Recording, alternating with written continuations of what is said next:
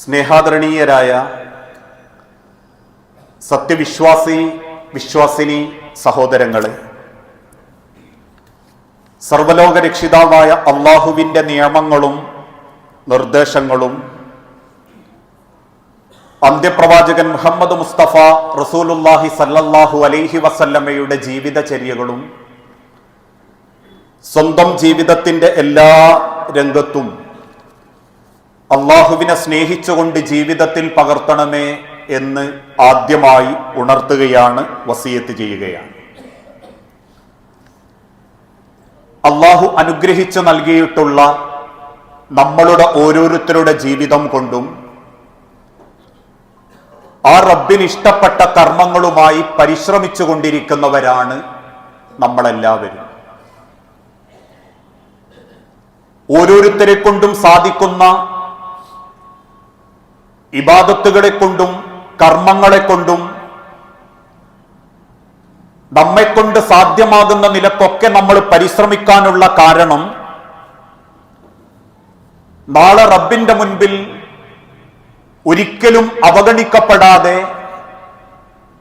അള്ളാഹുവിന്റെ സ്വർഗം നേടണം എന്ന ലക്ഷ്യത്തിനു വേണ്ടിയാണ് ഞാനും നിങ്ങളും പരിശ്രമിച്ചുകൊണ്ടിരിക്കുന്നത്. കാരണം നമ്മൾക്കൊക്കെ അറിയാം, നമ്മൾ ചെയ്യുന്ന പ്രവർത്തനങ്ങളാണ് നാളെ റബ്ബിന്റെ മുൻപിൽ തൂക്കി നോക്കപ്പെടുക. അതെത്രമാത്രം ആത്മാർത്ഥതയോടെയാണ്, നിഷ്കളങ്കതയോടെയാണ്, അതല്ലെങ്കിൽ ആളെ കാണിക്കാനും ഒരു ചര്യ എന്നുള്ള നിലക്ക് പാരമ്പര്യമായിട്ടും ആർക്കോ വേണ്ടി, എന്തിനോ വേണ്ടി അള്ളാഹുവിന്റെ പ്രവാചകൻ സല്ലല്ലാഹു അലൈഹി വസല്ലമ ഓർമ്മപ്പെടുത്തിയ ലക്ഷ്യത്തിലേക്ക് എത്താത്ത നിലക്കാണോ ഇതൊക്കെ നമ്മളെ തൊട്ട് റബ്ബ് തീരുമാനിക്കുന്നത്? നമ്മളുടെ പ്രവർത്തനങ്ങൾ അള്ളാഹു തോക്കി നോക്കുകയും അത് വിചാരണ ചെയ്യുകയും ചെയ്യുന്ന സമയത്താണ്. അതുകൊണ്ട് തന്നെ അത്തരത്തിലുള്ള പ്രവർത്തനങ്ങൾ ഓരോന്നും സെക്കൻഡ് വ്യത്യാസത്തിൽ നമ്മെ തൊട്ട് അള്ളാഹുവിന്റെ മലക്കുകൾ രേഖപ്പെടുത്തുകയും ചെയ്യുന്നുണ്ട്. 2024 ഡിസംബർ 20-ാം തീയതി 22-ാം തീയതി ഞാൻ എന്തൊക്കെ ചെയ്തു, ഇന്ന് ഈ ഇരിക്കുന്ന നമ്മളെ കൂട്ടത്തിലുള്ള ഞാനടക്കമുള്ള ആർക്കും അറിയില്ലെങ്കിലും ആ ദിവസം, ആ സമയം കൃത്യമായി അള്ളാഹുവിന്റെ അടുത്ത് രേഖകളുണ്ട്. അതുകൊണ്ടാണ് വിശുദ്ധ ഖുർആനിലൂടെ അല്ലാഹു തആല ഓർമ്മപ്പെടുത്തിയതും കിറാമൻ കാത്തിബീൻ, വളരെ മാന്യന്മാരായ ഒരു എഴുത്തുകാരൻ നിങ്ങളെ കൂട്ടത്തിലുണ്ട്. അതേതെങ്കിലും റോഡ് വക്കിൽ കാത്തിരിക്കുന്ന പരദൂഷണക്കാരല്ല, അതല്ലെങ്കിൽ ഇരുട്ടാവുമ്പോൾ കിടന്നുറങ്ങുന്ന മനുഷ്യരല്ല. നിങ്ങളുടെ ഉറക്കത്തിലും നിങ്ങളുടെ പകലിന്റെ വെളിച്ചത്തിലും നാട്ടിലും അന്യനാട്ടിലും ഏത് ഇരുട്ടിലും വെളിച്ചത്തിലും നിങ്ങളെ തൊട്ട് കൃത്യമായി എഴുതി വെക്കുന്ന ഒരാള്, കിറാമൻ കാത്തിബീൻ, നിങ്ങളുടെ കൂടെയുണ്ട്. വിശുദ്ധ ഖുർആനിന്റെ മറ്റൊരു ഭാഗത്ത് റബ്ബ് ഓർമ്മപ്പെടുത്തി, ഇത് യതലഖൽ മുതലഖിയാനി അനിൽ യമീനി വഅനി ശിമാലി കഈദ് മാ യൽഫിദു മിൻ ഖൗലിൻ ഇല്ലാ ലദൈഹി റഖീബുൻ അതീദ്. പണ്ടുകാലത്തൊക്കെയുള്ള വൃദ്ധരായ മാതാപിതാക്കൾ, അതല്ലെങ്കിൽ നമ്മളെ അത്ര സോഷ്യൽ മീഡിയയൊന്നും വർദ്ധിക്കാത്തൊരു കാലഘട്ടത്തിൽ അന്ന് ചില രക്ഷിതാക്കൾ മക്കളോട് പറയായിരുന്നു, മോനെ എന്റെ ഇടവും വലവും ആളുണ്ട് ട്ടോ, ഒന്ന് കരുതിക്കോ. എന്റെ ഇടത്തെ ഭാഗമാണ് തൂങ്ങുന്നതെങ്കിൽ നീ നരകത്തുക, വലുതാണ് തൂങ്ങുന്നതെങ്കിൽ നീ സ്വർഗത്തുക. കാരണം വിശുദ്ധ ഖുർആനിലൂടെ അല്ലാഹു തആല ഓർമ്മപ്പെടുത്തി, ഇത് യതലഖൽ മുതലഖിയാനി, ഇരുഭാഗത്തു നിന്നും ഏറ്റെടുക്കുന്നവർ ഏറ്റെടുത്തുകൊണ്ടേയിരിക്കും. അവരറിയാതൊരു കൗല് പോലും നിങ്ങൾ സംസാരിക്കുന്നില്ല. എത്രത്തോളം എന്നാൽ മനസ്സിന്റെ ചിന്തകൾ, കണ്ണിന്റെ കാപട്യങ്ങൾ, പുഞ്ചിരിക്ക് പിന്നിലുള്ള ദുഷ്ടതകൾ, ഇതൊക്കെ ആരറിഞ്ഞിട്ടില്ലെങ്കിലും റബ്ബിന്റെ മലക്കുകൾ അറിയും. ഈ ആയത്തിന്റെ നിർവചനത്തിൽ ഉലമാക്കൾ രേഖപ്പെടുത്തി, തമ്മിൽ കാണുമ്പം വല്ലാത്തൊരു ചിരി ചിരിക്കും ചിലര്, വലിയ ചിരി, സാഹോദര്യത്തിന്റെ, കരുണയുടെ, സ്നേഹത്തിന്റെ ചിരിയാണെന്ന് നമ്മൾ വിശ്വസിക്കും. പക്ഷെ ഉള്ളിലുള്ളതോ പകയും വെറുപ്പും മനസ്സ് കൊണ്ടടന്ന് തക്കം കിട്ടിയാൽ തിരിച്ചു ഞാൻ ചെയ്യും എന്ന മനസ്സോടെയാണ് പുറമെ കാണുമ്പോ ഒന്ന് ചിരിച്ചതെങ്കിൽ ആ ചിരി പോലും റബ്ബിന്റെ മലക്കുകൾ കൃത്യമായി രേഖപ്പെടുത്തി വെക്കും. ആ രേഖപ്പെടുത്തുന്ന അമലുകൾ ഓരോ ദിവസവും, ഓരോ ആഴ്ചയും, ഓരോ വർഷവും കൃത്യമായി മലക്കുകൾ റബ്ബിന്റെ മുൻപിൽ ഹാജരാക്കും. പിന്നീട് അവർക്കതിൽ തിരുത്താൻ സാധിക്കുന്നില്ല. എന്തെങ്കിലും ഏറ്റക്കുറച്ചിലുകൾ വെട്ടിനിരത്താൻ അവരെ കൊണ്ട് പറ്റില്ല. കാരണം മലക്കുകൾക്ക് റബ്ബ് കൊടുത്ത കൈവേയുള്ളൂ. അള്ളാഹ് കൽപ്പിച്ചതേ അവര് ചെയ്യൂ. അതുകൊണ്ട് തന്നെ റബ്ബ് ആ എഴുതി വെച്ചതാണ് പരലോകത്ത് പരിഗണിക്കുന്നതെങ്കിൽ മനുഷ്യന്റെ ജീവിതത്തിലുള്ള അവന്റെ അമലുകൾ എല്ലാ ദിവസവും അള്ളാന്റെ അടുത്തേക്ക് മലക്കുകൾ ഹാജരാക്കുന്നുണ്ട്. അതിനെ തൊട്ട് മഹാനായ പ്രവാചകൻ സല്ലല്ലാഹു അലൈഹി വസല്ലമ ഓർമ്മപ്പെടുത്തി, യതആഖബൂന ഫീക്കും, നിങ്ങളിലേക്ക് മലക്കുകൾ മാറി മാറി വരും. നമ്മൾ വിചാരിക്കേണ്ട ഒരു മലക്ക് തന്നെ നമ്മളെ കൊണ്ടുനടക്കുകയെന്ന് അല്ല. നിങ്ങളുടെ ജീവിതത്തിലേക്ക് മലക്കുകൾ മാറി മാറി വരും. മലായികത്തും ബില്ലൈലി വ മലായികത്തും ബിന്നഹാരി. ഒരു കൂട്ടം മലക്കുകൾ പകല് വരും, ഒരു കൂട്ടം മലക്കുകൾ രാത്രിയും വരും. വയജ്തമിഊന ഫീ സ്വലാത്തിൽ ഫജ്രി.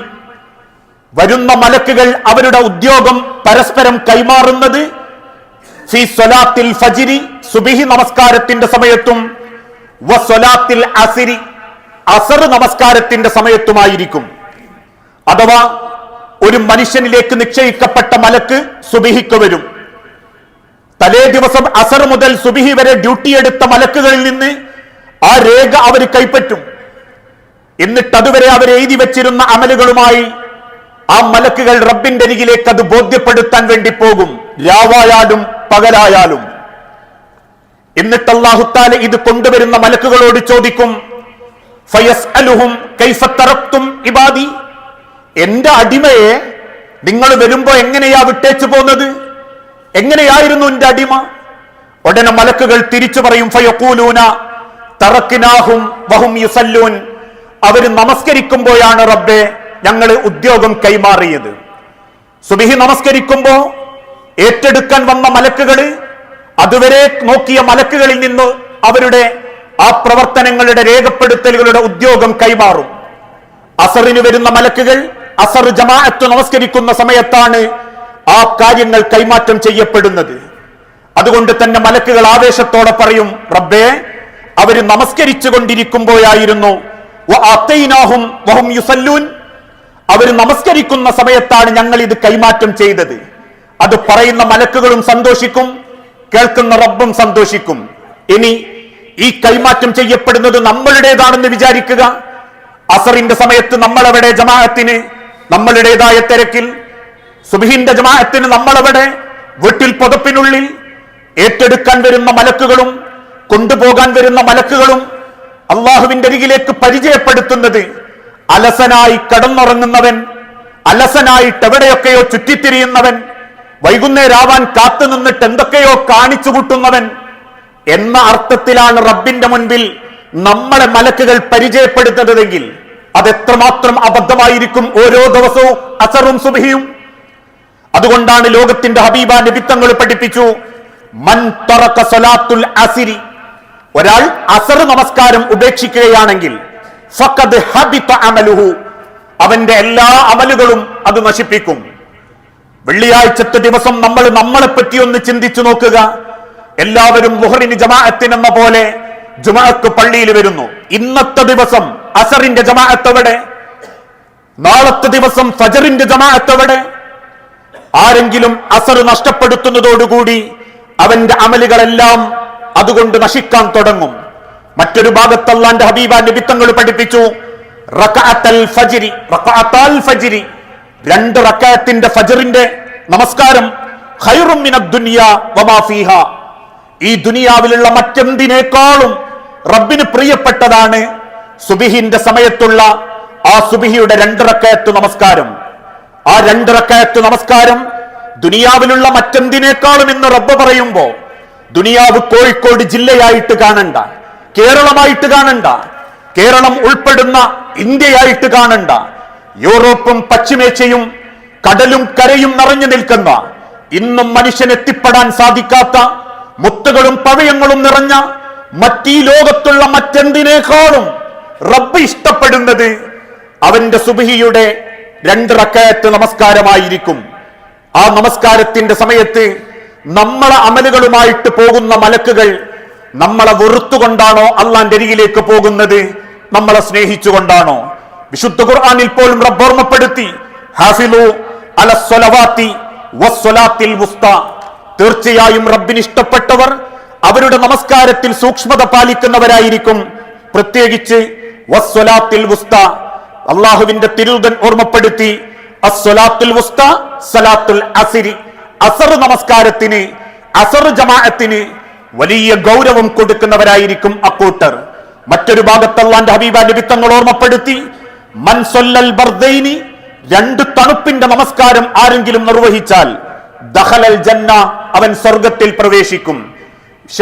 പ്രവാചകന്റെ ചരിത്രത്തിൽ നിന്ന് ഉലമാക്കൾ രേഖപ്പെടുത്തി, 2 തണുപ്പിന്റെ നമസ്കാരം എന്നാൽ 1 സുബ്ഹിയും 2 മനുഷ്യൻ അലസതയിലേക്ക് പോകുന്ന വെയിലിന്റെ ചൂട് കുറയുന്ന അസറുമാണെന്ന് ഹബീബായ പ്രവാചകൻ സല്ലല്ലാഹു അലൈഹി വസല്ലം ഓർമ്മപ്പെടുത്തിയിട്ടുണ്ട്.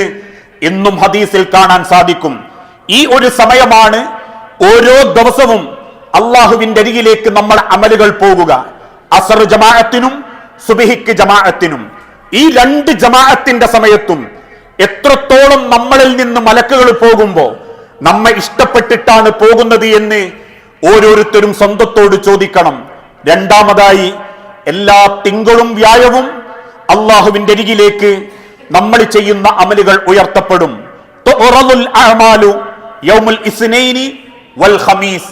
എല്ലാ തിങ്കളും വ്യാഴവും ഒരു അടിമയുടെ അമലുകൾ അള്ളാഹുവിന്റെ മുൻപിൽ ഹാജരാക്കപ്പെടും. ഫഉഹിബ്ബു, ഹബീബായ തിരുദൂതൻ ഓർമ്മപ്പെടുത്തി, ഫഉഹിബ്ബു അൻ യുറല അലയ്യ വഅന സ്വാഇമുൻ.